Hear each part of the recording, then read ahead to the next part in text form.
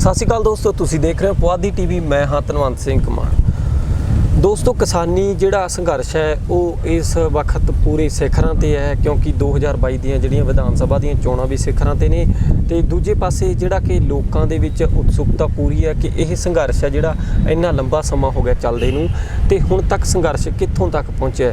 ਕਿਉਂਕਿ ਵਿੱਚ ਜਿਹੋ ਜਿਹੇ ਕਿਸਾਨ ਆਗੂਆਂ ਦੇ ਬਿਆਨ ਆਉਂਦੇ ਨੇ, ਉਹਨਾਂ ਚੀਜ਼ਾਂ ਨੂੰ ਲੈ ਕੇ ਕਿਤੇ ਨਾ ਕਿਤੇ ਲੋਕਾਂ ਦੇ ਮਨਾਂ 'ਚ ਹੋ ਜਾਂਦਾ ਕਿ ਸੰਘਰਸ਼ ਖਿੰਡ ਰਿਹਾ ਜਾਂ ਫਿਰ ਸੰਘਰਸ਼ ਦੇ ਜਿਹੜੇ ਆਗੂ ਨੇ ਉਹ ਆਪਸ 'ਚ ਦਫਾੜ ਹੋ ਰਹੇ ਨੇ। ਸੋ ਅਸਲ ਦੇ ਵਿੱਚ ਸੱਚਾਈ ਕੀ ਹੈ, ਇਹਨਾਂ ਗੱਲਾਂ 'ਤੇ ਆਪਾਂ ਗੱਲਬਾਤ ਕਰਾਂਗੇ ਅੱਜ। ਤੇ ਗੱਲਬਾਤ ਕਰਨੀ ਸਾਡੇ ਨਾਲ ਸਿਆਸੀ ਮਾਹਰ ਦੇ ਤੌਰ 'ਤੇ ਮੌਜੂਦ ਨੇ ਡਾਕਟਰ ਭੀਮਿੰਦਰ ਜੀ। ਸੋ ਸਭ ਤੋਂ ਪਹਿਲਾਂ ਡਾਕਟਰ ਭੀਮਿੰਦਰ ਜੀ ਨੂੰ ਸਤਿ ਸ਼੍ਰੀ ਅਕਾਲ ਕਰਦੇ ਹਾਂ, ਉਹਨਾਂ ਦਾ ਸਵਾਗਤ ਕਰਦੇ ਹਾਂ। ਉਸ ਤੋਂ ਬਾਅਦ ਕਰਦੇ ਹਾਂ ਗੱਲਬਾਤ। ਡਾਕਟਰ ਸਾਹਿਬ ਸਤਿ ਸ਼੍ਰੀ ਅਕਾਲ। ਸਤਿ ਸ਼੍ਰੀ ਅਕਾਲ ਕਮਾਨ ਸਾਹਿਬ, ਬਹੁਤ ਬਹੁਤ ਸ਼ੁਕਰੀਆ, ਮਿਹਰਬਾਨੀ, ਧੰਨਵਾਦ ਜੀ। ਡਾਕਟਰ ਸਾਹਿਬ, ਜਿਵੇਂ ਕਿ ਕਿਸਾਨੀ ਸੰਘਰਸ਼ ਦੀ ਆਪਾਂ ਗੱਲ ਕਰਦੇ ਹਾਂ ਕਿ ਕਿਸਾਨੀ ਸੰਘਰਸ਼ ਦੇ ਜਿਵੇਂ ਹੁਣ ਪਾਰਲੀਮੈਂਟ ਆ ਜਿਹੜਾ ਉਹਦੇ ਬਰਾਬਰ ਕਿਸਾਨੀ ਸੰਘਰਸ਼ ਚੱਲ ਰਿਹਾ। ਕਿਸਾਨੀ ਜਿਹੜੇ ਕਿ ਕਿਸਾਨਾਂ ਨੇ ਵੀ ਆਪਣੀ ਪਾਰਲੀਮੈਂਟ ਬਾਹਰ ਲਗਾਈ ਹੋਈ ਹੈ। ਇੱਕ ਪਾਸੇ ਤਾਂ ਉਹ ਕਿਸਾਨਾਂ ਦੀ ਏਕਤਾ ਤੇ ਕਿਸਾਨਾਂ ਦੀ ਯੂਨਿਟੀ ਨੂੰ ਸ਼ੋਅ ਕਰਦਾ, ਤੇ ਦੂਜੇ ਪਾਸੇ ਜਿਵੇਂ ਕਿ ਚੜੂਨੀ ਸਾਹਿਬ ਹੋਰਾਂ ਦੇ ਬਿਆਨ ਆਉਂਦੇ ਨੇ ਕਿ ਜਿਹੜੇ ਕਿ ਪੰਜਾਬ ਦੇ ਕਿਸਾਨ ਜਥੇਬੰਦੀਆਂ ਨੇ ਉਹ ਕਹਿੰਦੇ ਵੀ ਸਾਡੇ ਨਾਲ ਵਿਤਕਰਾ ਕਰ ਰਹੀਆਂ ਨੇ।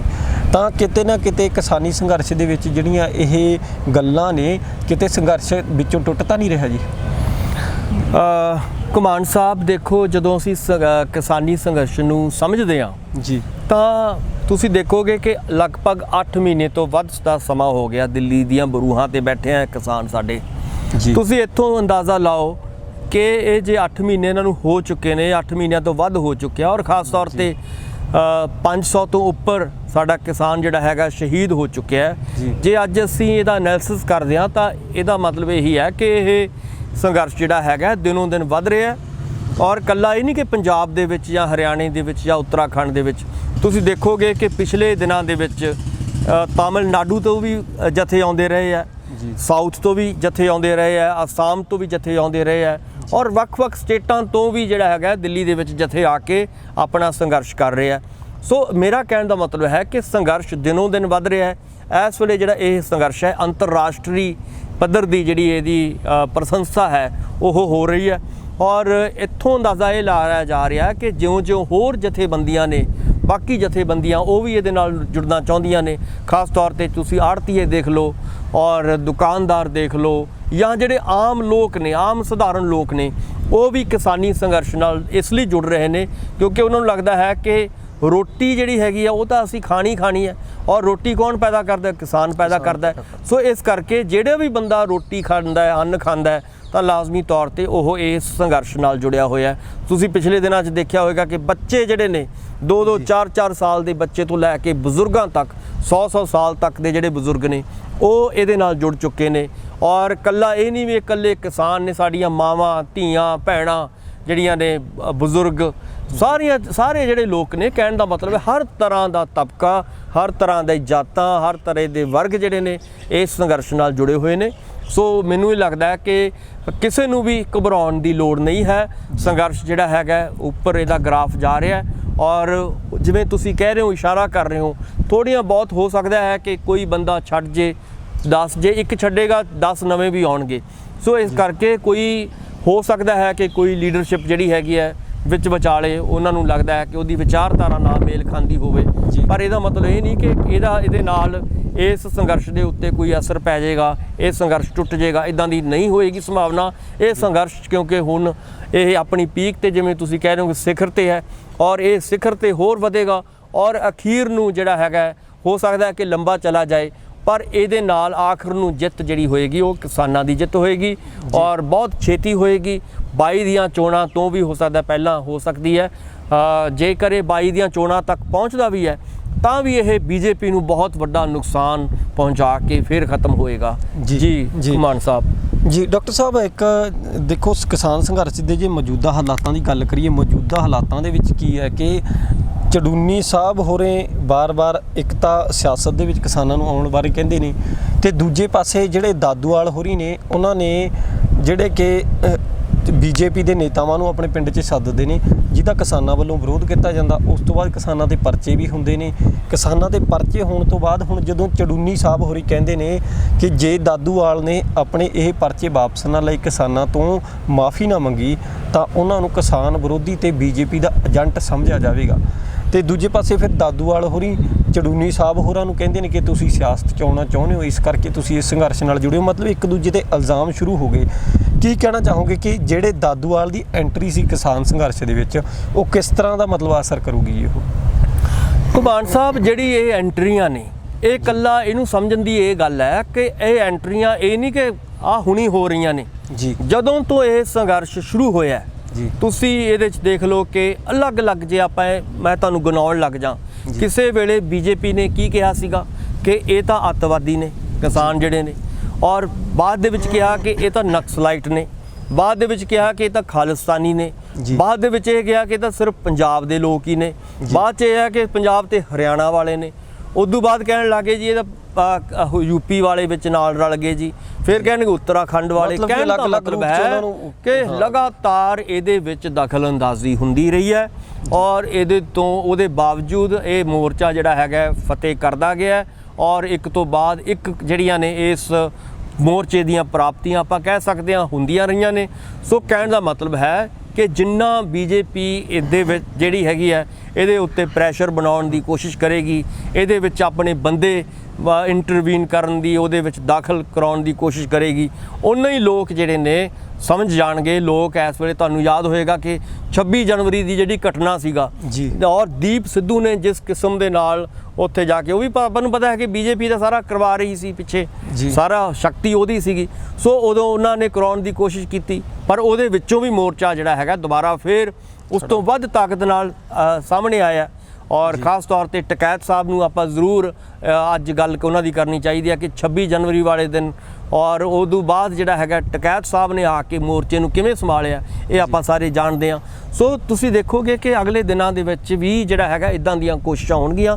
ਜਿਵੇਂ ਤੁਸੀਂ ਦਾਦੂਵਾਲ ਜੀ ਦੀ ਗੱਲ ਕਰ ਰਹੇ ਹੋ, ਦਾਦੂਵਾਲ ਜੀ ਆਪਾਂ ਨੂੰ ਪਤਾ ਹੈ ਕਿ ਬੀਜੇਪੀ ਜਿਹੜਾ ਹੈਗਾ ਉਹਨਾਂ ਨੂੰ ਪੇਸ਼ ਕਰਨ ਦੀ ਕੋਸ਼ਿਸ਼ ਕਰ ਰਹੀ ਹੈ, ਦਖਲ ਅੰਦਾਜ਼ੀ ਉਹਨਾਂ ਦੀ ਹੋ ਰਹੀ ਹੈ, ਪਰ ਬੀਜੇਪੀ ਦੇ ਇੱਦਾਂ ਦੇ ਜਿਹੜੇ ਸ਼ੜਯੰਤਰ ਨੇ, ਇੱਦਾਂ ਦੀਆਂ ਜਿਹੜੀਆਂ ਕੂਟਨੀਤੀਆਂ ਨੇ, ਉਹ ਕੰਮ ਨਹੀਂ ਆਉਣਗੀਆਂ।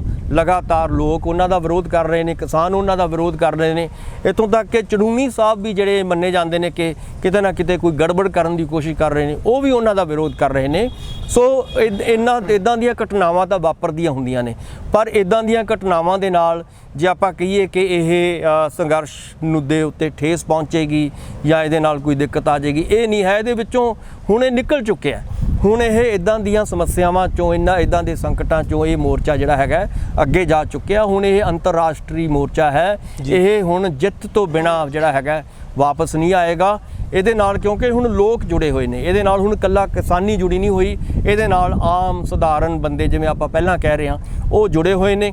ਸੋ ਚਾਹੇ ਦਾਦੂਵਾਲ ਜੀ ਹੋਣ, ਚਾਹੇ ਚੜੂਨੀ ਸਾਹਿਬ ਹੋਣ, ਇਹਨਾਂ ਦੀ ਜਿਹੜੀ ਸੋਚ ਹੈ, ਇਹਨਾਂ ਦੀ ਵਿਚਾਰ ਨੇ, ਉਹ ਹੁਣ ਲੋਕਾਂ ਦੇ ਸਾਹਮਣੇ ਨੇ। ਔਰ ਮੈਨੂੰ ਲੱਗਦਾ ਹੈ ਕਿ ਇਹਦੇ ਵਿੱਚ ਦਾਦੂਵਾਲ ਜੀ ਵੀ ਗਲਤ ਨੇ, ਇਹਦੇ ਵਿੱਚ ਜਿਹੜੇ ਚੜੂਨੀ ਸਾਹਿਬ ਨੇ, ਉਹਨਾਂ ਨੂੰ ਵੀ ਜਿਹੜਾ ਹੈਗਾ ਇਸ ਤਰ੍ਹਾਂ ਦੀਆਂ ਹਰਕਤਾਂ ਨਹੀਂ ਕਰਨਾ ਚਾਹੀਦੀਆਂ।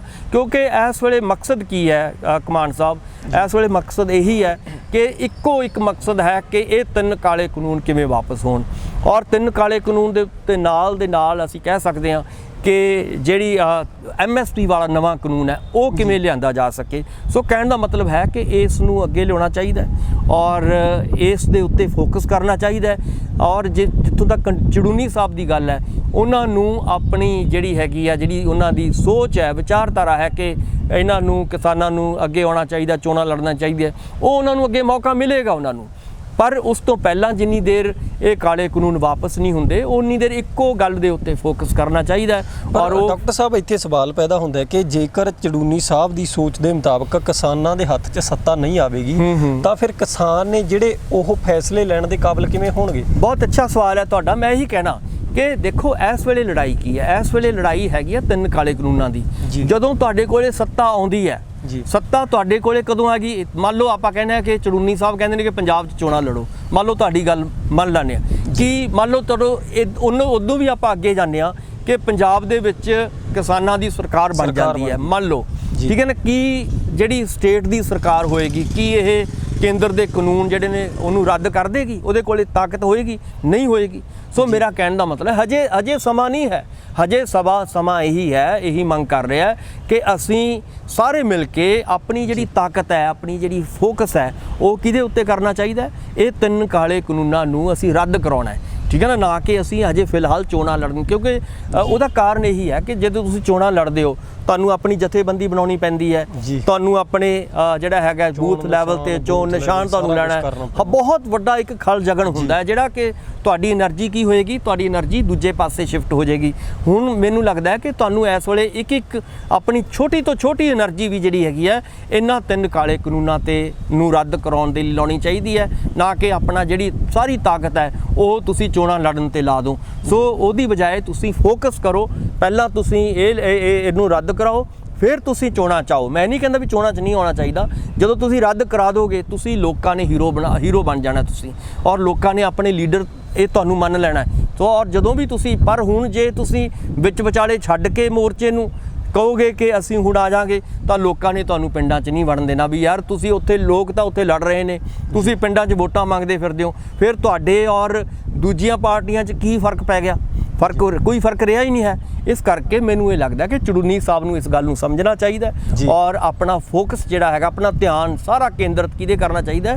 3 ਕਾਲੇ ਕਾਨੂੰਨਾਂ ਨੂੰ ਵਾਪਸ ਕਰਾਉਣ ਦੇ ਉੱਤੇ ਹੀ ਕਰਨਾ ਚਾਹੀਦਾ, ਨਾ ਕਿ ਆਪਣੀ એનર્ਜੀ, ਆਪਣੀ ਤਾਕਤ ਇੱਧਰ ਉੱਧਰ ਲਾਉਣੀ ਚਾਹੀਦੀ ਹੈ। ਜੀ ਡਾਕਟਰ ਸਾਹਿਬ, ਤੁਸੀਂ ਸਾਡੇ ਨਾਲ ਜੁੜੇ ਤੇ ਆਪਣੇ ਵਿਚਾਰ ਜਿਹੜੇ ਕਿ ਇਹ ਕਾਲੇ ਕਾਨੂੰਨਾਂ ਦੇ ਵਿਰੁੱਧ ਜਿਹੜੇ ਅੰਦੋਲਨ ਕਿਸਾਨੀ ਚੱਲ ਰਿਹਾ ਹੈ ਤੇ ਇਹਦੇ ਬਾਰੇ ਰੱਖੇ, ਤੇ ਤੁਹਾਡਾ ਸਾਡੇ ਨਾਲ ਜੁੜਨ ਲਈ ਬਹੁਤ ਬਹੁਤ ਧੰਨਵਾਦ। ਬਹੁਤ ਬਹੁਤ ਸ਼ੁਕਰੀਆ, ਮਿਹਰਬਾਨੀ, ਧੰਨਵਾਦ ਜੀ। ਦੋਸਤੋ, ਇਹ ਸੀ ਜੀ ਡਾਕਟਰ ਭੇਮਿੰਦਰ ਜੀ, ਜਿਨ੍ਹਾਂ ਨੇ ਆਪਾਂ ਨੂੰ ਦੱਸਿਆ ਕਿ ਕਿਸ ਤਰ੍ਹਾਂ ਜੇਕਰ ਕਿਸਾਨ ਸੱਤਾ ਦੇ ਵਿੱਚ ਆਉਂਦੇ ਨੇ, ਕਿਸਾਨਾਂ ਦੀ ਸੱਤਾ ਦੇ ਵਿੱਚ ਆਉਣ ਨਾਲ ਅਸਲ 'ਚ ਕਿਸਾਨੀ ਸੰਘਰਸ਼ ਦੇ ਉੱਤੇ ਕੀ ਅਸਰ ਹੋਊਗਾ, ਤੇ ਜਿਹੜੇ ਚੜੂਨੀ ਸਾਹਿਬ ਦੇ ਬਿਆਨ ਨੇ ਜਾਂ ਫਿਰ ਦਾਦੂਵਾਲ ਹੋਰਾਂ ਦੀ ਐਂਟਰੀ ਆ ਉਸ ਦਾ ਕਿਸਾਨੀ ਸੰਘਰਸ਼ ਤੇ ਕਿਹੋ ਜਿਹਾ ਅਸਰ ਹੋਊਗਾ। ਸੋ ਤੁਹਾਡੇ ਵਿਚਾਰ ਤੁਸੀਂ ਕਮੈਂਟ ਬਾਕਸ 'ਚ ਦੇਣੇ ਨਾ ਭੁੱਲਿਓ। ਜੁੜੇ ਰਹੋ ਪੁਆਧੀ ਟੀਵੀ ਦੇ ਨਾਲ। ਸਤਿ ਸ਼੍ਰੀ ਅਕਾਲ।